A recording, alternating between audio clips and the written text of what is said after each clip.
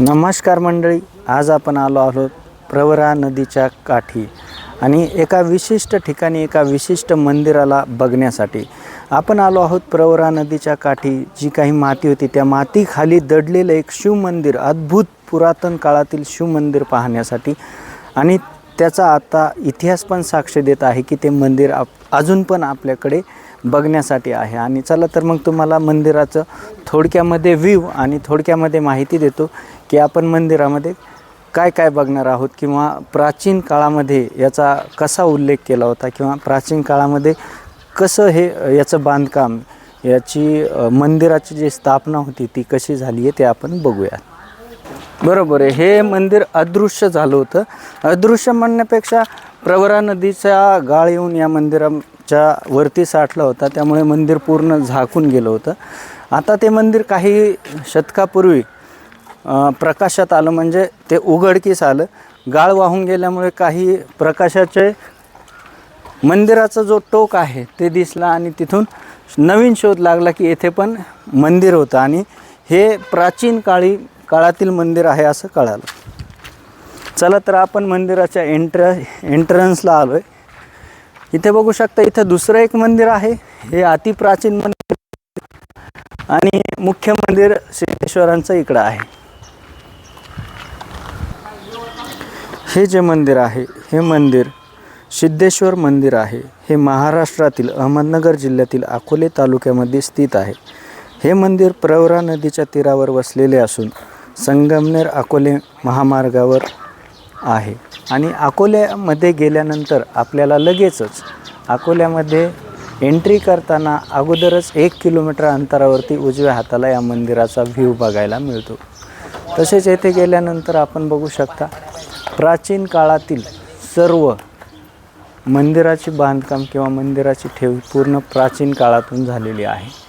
त्यानंतर बघू शकता वेगवेगळे असे दृश्य आहेत येथे आणि मन मोहून मन हिरवून घेणारे एकदम अलौकिक प्राचीन काळातील हे मंदिर आहे.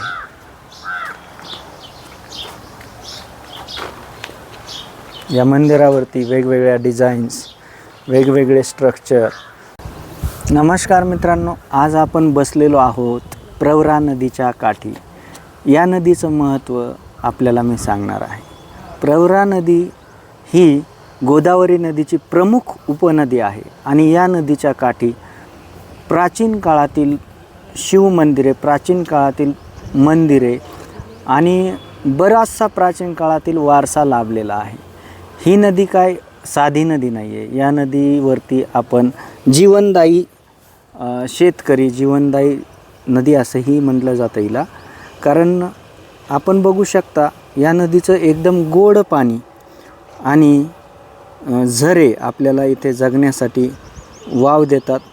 विशेषतः प्रवरा नदीचा उगम हा सह्याद्री पर्वतामध्ये झाला होता, पण गोदावरी नदीची प्रमुख उपनदी असल्यामुळे हिला समोर जास्त जाता नाही आलं. त्यानंतर आपण बघू शकता महर्षी अगस्त्य ऋषींनी या भागात घोर तपश्चर्या केली. त्यांच्या तपश्चर्याने प्रसन्न होऊन भगवान शंकराने गंगा नदीचा एक प्रवाह पृथ्वीवरती सोडला आणि त्याच प्रवाहातून प्रवरा नदीचा जन्म झाला असे मानले. नदीचं सौंदर्य हे निळभोर आणि नित्तळ पाणी, या पाण्याचा आनंद आपण घेऊ शकता. या नदीवरती वेगवेगळे धरणं बांधलेले आहेत, जसं की भंडारदरा धरण, निळवंडे धरण. या प्रकल्पामुळे आपल्याला अकोले, संगमनेर, राहता या भागामध्ये सिंचन आणि शेती व पाण्याच्या सुखसोयी सुविधा प्रोव्हाइड झालेल्या आहेत. संपूर्ण परिसराची आर्थिक आणि सामाजिक प्रगती झाली आहे. प्रवरा नदीचं महत्त्व म्हणजे शेतीचा कणा असं समजलं जातं. आपण आत्ताच या नदी काठी बसलेले किंवा नदीचे पूर्ण महत्त्व जाणून घेतले. तसेच आता आपण या नदीकाठी वसलेले जी शिवपुराण सिद्धेश्वर मंदिर, शिव महाराजांचे जे मंदिर आहे, छोटे मंदिर किंवा मोठे मंदिर, पुरातत्व मंदिर आहे, ते आपण आता लगेचच पाहणार आहोत. चला तर मग मंदिरामध्ये जाऊया. इथं याच्यावर शेती होती, तर शेत नांगरत असताना जे पेटकरांची इथं जमीन होती, तर ते शेत नांगरत असताना 1780ला हे मंदिर सापडलं. हां बोल. 1780ला हे मंदिर सापडलं, तेव्हापासून हे मंदिर. तर हे 1015 वर्षापूर्वीचं मंदिर आहे. तुम्ही कधीपासून पूजा करता देवांची? आम्ही खूप वर्ष झाले, आमच्या आजोबापासून करतो बा आम्ही. ही यात्रा वगैरे कधी असते का? शिवरात्रीला, अच्छा. महाशिवरात्री. बघूया महाराजांची पिंड, जे की शिवपिंड आहे आपली, महादेव मंदिर जे आहे ते आपण आतमधून बघणार आहोत.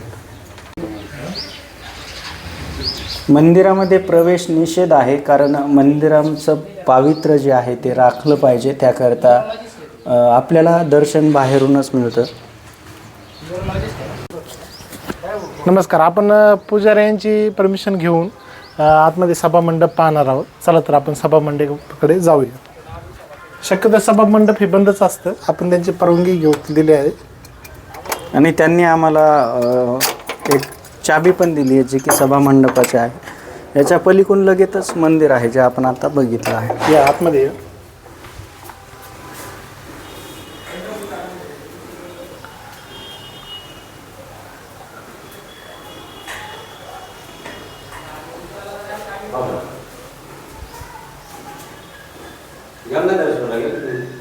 नाही जायचं आहे आता.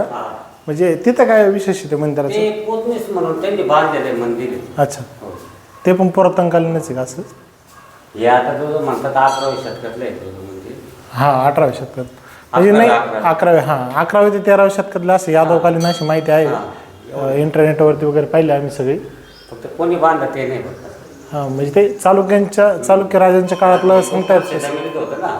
हां म्हणजे पूर्वी असं बांधकाम करताना काय करायचे, मंदिर बांधायचे आणि त्याच्यावर माती झाकून टाकायचे आणि ती मंदिर वरती त्या टप्प्याटप्प्याने बांधत चालायचे. हां. आणि म्हणजे जेव्हा ते मंदिराचं पूर्ण बांधकाम होईल तेव्हा ती माती ते खाली काढून ते मंदिर ओपन करायचे. म्हणजे बऱ्याच मंदिरावरती मोठे दगडे वगैरे दिसतात ना आपल्याला, ते एवढं म्हणजे शिफ्ट करणं त्यावेळेस काही टेक्नॉलॉजी नव्हतीच ना. नाही, खरंच अद्भुत मंदिर. प्राचीन काळातील सर्वात प्राचीन मंदिर म्हटलं तरी चालेल. होतं एक रामाचं मंदिर आहे.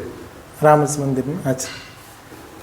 ठीक आहे. आता आम्ही व्हिडिओच्या माध्यमातून सगळ्या लोकांना पण माहिती होते, लोक येतात मग. हां कोरीव काम आहे एकदम.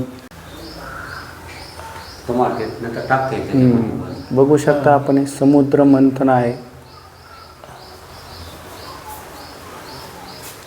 विष्णुदेवाची पालखी नेतानाचा सोहळा हा आपल्यासाठी आज पण जागृत ठेवलेला आहे कोरीव कामामधून. आणि खरंच ही कला अद्भुत होती, आपण बघू शकता. खूप धन्यवाद महाराज, तुम्ही आम्हाला मार्गदर्शन केलं आणि थोडीशी माहिती सांगितली. आम्ही आपल्या खूप आभारी आहोत.